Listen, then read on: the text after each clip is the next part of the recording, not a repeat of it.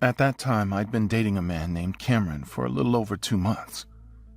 We met through social media and things moved quickly between us. After a few weeks, I started staying overnight at his house. Cameron lived alone in a small house on a quiet street, and after a while, the place felt familiar to me. Once he had to work on the weekend and left me sleeping. When I woke up, the room was bright with daylight and the house was completely quiet. I stayed in bed for a while scrolling through my phone. Then, the scratching sound started under the bed, and it kept coming back in a slow and uneven rhythm that didn't belong to pipes, wood, or anything normal inside a house. At first, I stayed still and listened carefully because the sound was strange enough that I wanted to understand it before moving. It sounded like claws scraping against wood or cardboard. After a few weeks, the sound returned, and each time it happened, the scraping lasted longer. I slowly pushed the blanket aside and sat up in the bed while keeping my eyes on the floor. The sound came again while I was sitting there, and this time it felt closer than before, almost like something was touching the underside of the mattress. Before doing anything else, I took a moment to look around the room and make sure nothing obvious had fallen or shifted during the night. The room looked exactly the same as always, with the dresser against the wall, the window half open, and the same pile of clothes on the chair beside the bed. Nothing looked strange, but the scratching returned again from the floor. I leaned down and looked under the bed, expecting to see a stray cat or maybe a rat that had somehow entered the house during the night. Instead of an animal, I noticed a long wooden box pushed deep under the frame. The box looked old and heavy, and the sound was coming from inside it. When I reached down and grabbed the edge of the box, I realized immediately that something about it was wrong, because the thing barely moved, even when I pulled hard with both hands.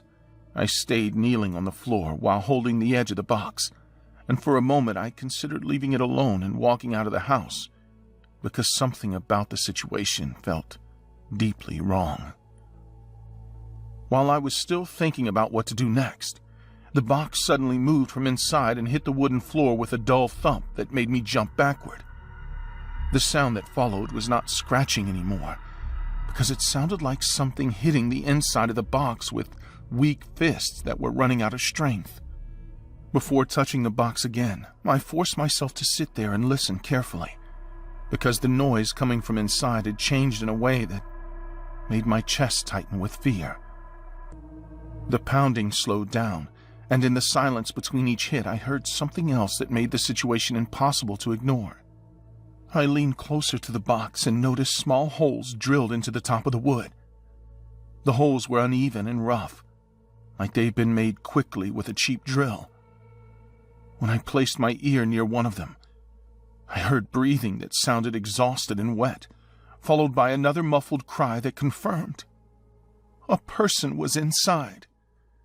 At that moment, my body reacted before my thoughts could catch up, and I dragged the heavy box fully into the open space beside the bed, while the pounding inside became faster and louder. Before opening the box, I stayed crouched beside it while trying to think clearly about what I was about to see. My heart was beating so hard that it made it difficult to focus, but the sounds coming from inside the box were becoming frantic and desperate.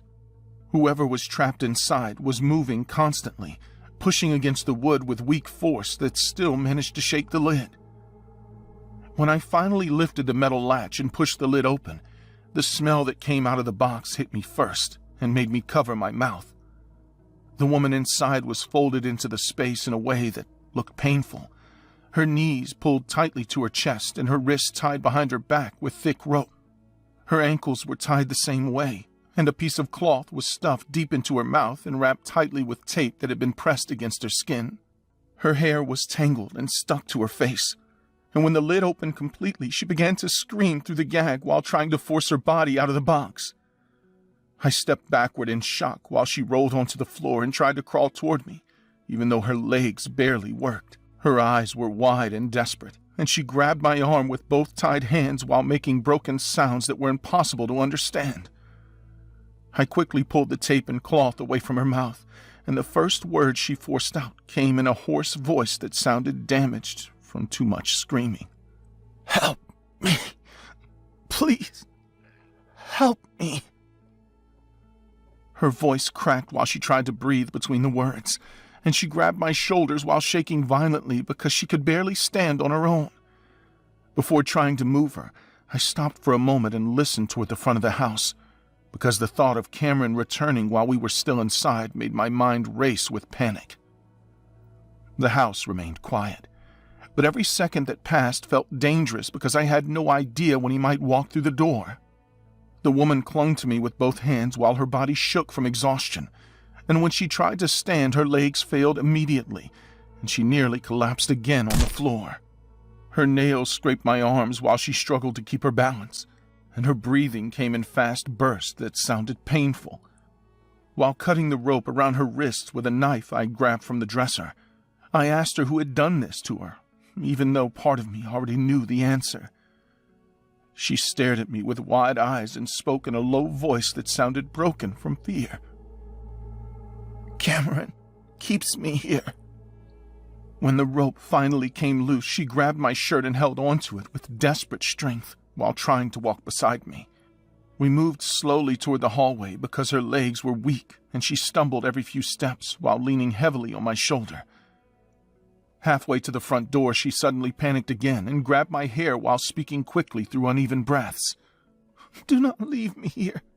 Please, do not leave me." I told her we were leaving together and kept moving toward the door while my heart pounded with fear that Cameron would return at any moment. Before opening the front door, I paused again and listened carefully for any sound of a car pulling into the driveway. When I opened the door, she leaned heavily against me while we were crossing the yard slowly because her legs were still struggling to carry her weight. Once we reached the sidewalk, she collapsed again and sat on the ground while breathing hard. I took out my phone and called the police while trying to explain what had just happened in clear words that the operator could understand. Police cars arrived within minutes, and officers rushed toward us while others moved carefully toward the house to secure the scene. Paramedics lifted the woman onto a stretcher while she kept repeating the same sentence over and over again. "Under the bed. He kept me under the bed." Cameron was arrested later that day at his workplace without knowing that everything had already fallen apart. The woman's name was Colleen Stan, and later police explained the full story to me, that she had been hidden inside that house for years. When detectives told me that detail, I felt sick to my stomach, because I'd slept in that same bed many times without realizing what had been hidden directly under me. Even now, I still remember the sound that woke me up that morning. In 1977, Colleen Stan was picked up while hitchhiking by Cameron Hooker near Red Bluff, California. Hooker held her captive for about 7 years, often locking her inside a small wooden box hidden under his bed, while people in the house lived normal lives above her.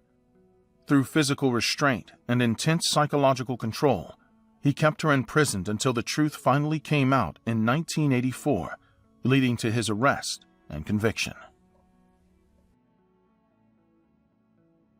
When I was 7 years old, I spent a night alone in my house with a psychopath. I did not understand it at the time, but years later the police explained what really happened inside that house. Back then it was just my father and me living in a small house on a quiet street. My father worked fixing heating systems, so he often left the house at strange hours when people called him with emergencies. We had lived like that for years, and I had learned how to stay home alone for short periods. That evening we were sitting in the kitchen eating when his phone rang. He listened to the call for a moment while rubbing his forehead, and then he stood up and told me a client had a problem with a heater and he needed to check it quickly.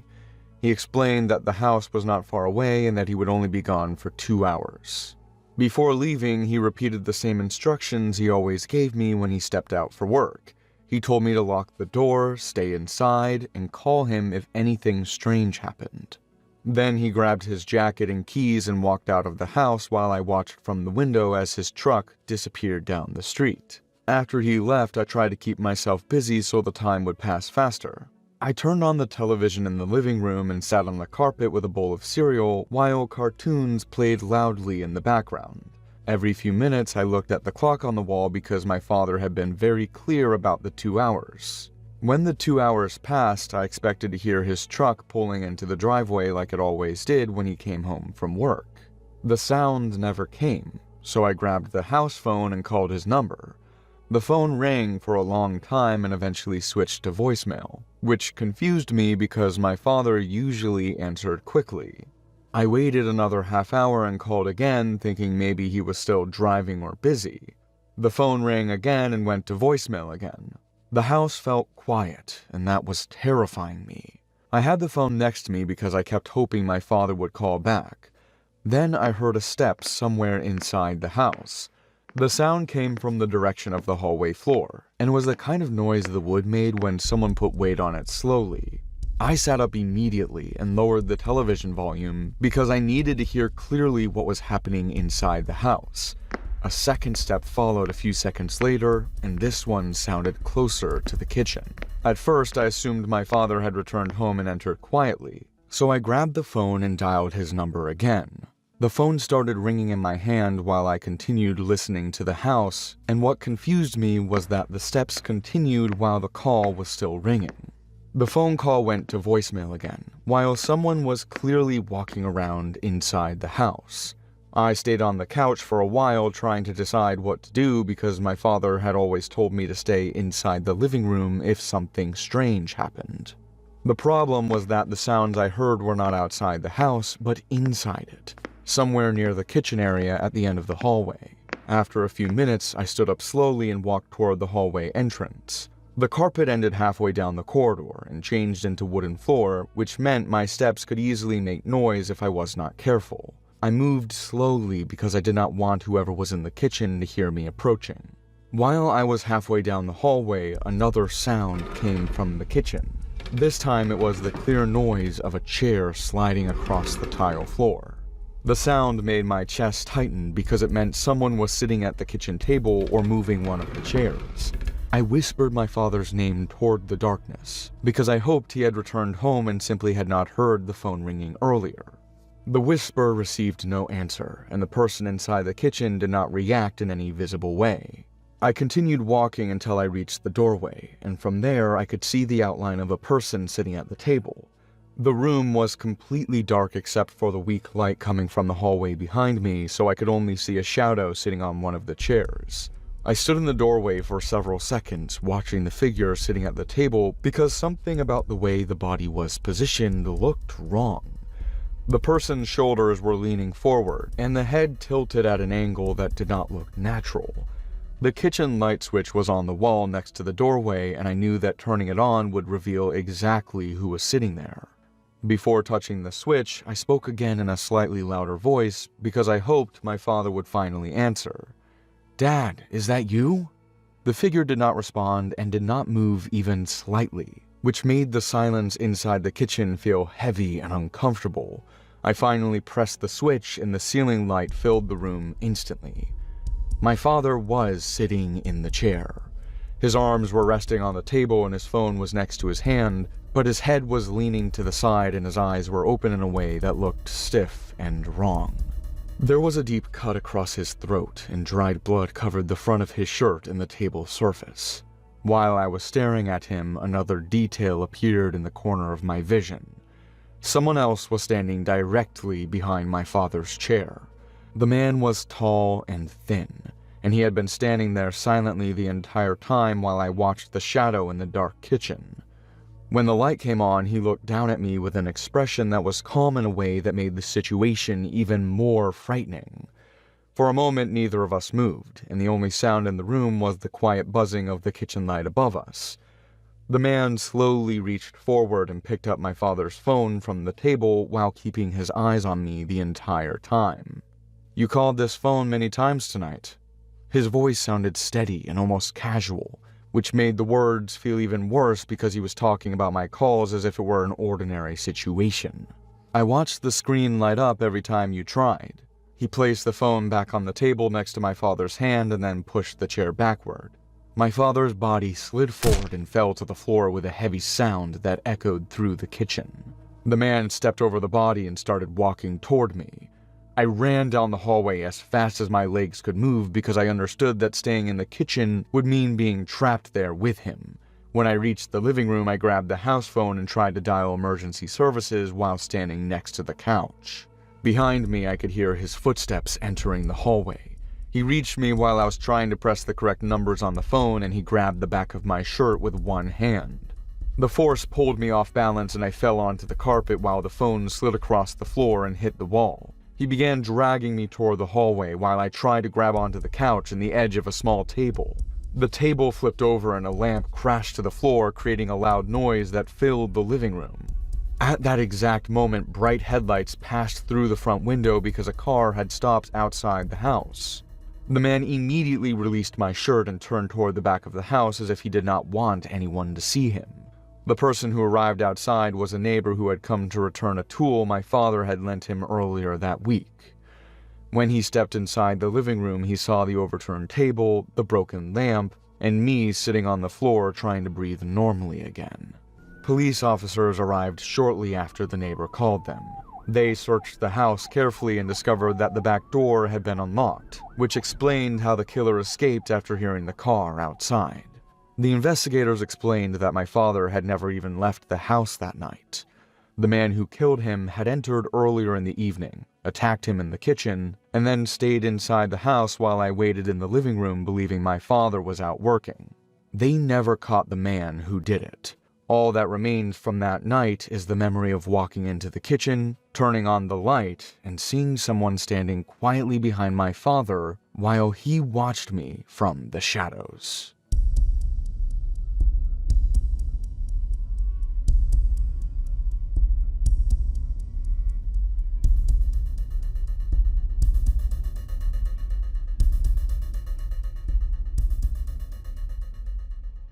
A few months ago, I moved into a new house with great enthusiasm. The house was perfect, but I didn't know what was hidden behind it. The events took place the week after I moved. One morning, I had filled the mug halfway before I left for work, and when I came back, the level of coffee was lower and the mug had been moved to the other side of the counter. I stood in the kitchen looking at it while trying to remember if I had done that myself. Most evenings I followed the same routine after work because it helped the new place feel like home. That was why the coffee mug bothered me more than it should have. 2 days later, another small detail forced me to think about the problem again. When I returned from work that evening, the bathroom light was turned on, even though I clearly remembered switching it off before leaving that morning. I stood in the hallway staring at the open bathroom door while trying to replay my routine step by step in my mind. I walked into the bathroom and looked around carefully, expecting to find something that explained why the light had been left on. The sink was dry, the mirror was clean, and nothing appeared to be missing from the cabinet or the shelves. The room looked exactly the way I had left it. After turning the light off, I checked the rest of the apartment slowly. The kitchen looked normal. The living room looked normal, and the door lock showed no signs of damage. Even though everything looked fine, the apartment no longer felt completely empty. 3 nights later, something happened that I could not ignore anymore. I had fallen asleep after midnight, and the apartment had been completely quiet when I turned off the lights and went to the bedroom. At some point during the night, a dull sound woke me up, and I opened my eyes while trying to understand where it had come from. Instead of getting out of bed immediately, I stayed still and listened carefully because the noise had clearly come from somewhere inside the apartment. A few seconds later, I heard another small sound that seemed to come from the kitchen counter. It was not loud enough to sound like something falling, but it was strong enough that I knew it had not come from outside the building. Before leaving the bedroom, I took a moment to listen again because the idea that someone might be inside the apartment had already crossed my mind. The silence that followed made the situation even more uncomfortable. I stepped into the hallway slowly and walked toward the kitchen while watching the doorway carefully. The room was dimly lit by streetlights outside, and at first nothing looked unusual, until I noticed that one of the cabinets had been left open. I clearly remembered closing it earlier that night because I had washed dishes before going to bed. Seeing the cabinet door hanging open made my chest tighten as I walked closer to the counter. The next thing I noticed was the kitchen window above the sink, which was partially open and letting cold air move through the room. The latch was completely unlocked, and the paper towels on the counter were shifting slightly in the breeze. I closed the window and locked it, while trying to convince myself that I must have forgotten to secure it earlier. After that, I searched every room in the apartment, but I did not find anyone hiding inside. During the next few days, I began paying attention to every small detail inside the apartment. Each morning before leaving for work, I checked the windows, the locks, and the position of certain objects in the kitchen and living room. One evening I returned home and noticed my laptop sitting slightly open on the table, even though I always closed it completely before leaving. When I lifted the lid, the screen turned on, and the browser was open on a page that I did not remember visiting earlier that day. Before touching anything else, I stood there staring at the screen while the same thought returned to my mind. Someone had been inside the apartment again, and this time, that person had been close enough to use my computer. That night I checked the door lock several times before going to bed because the situation had stopped feeling like a coincidence.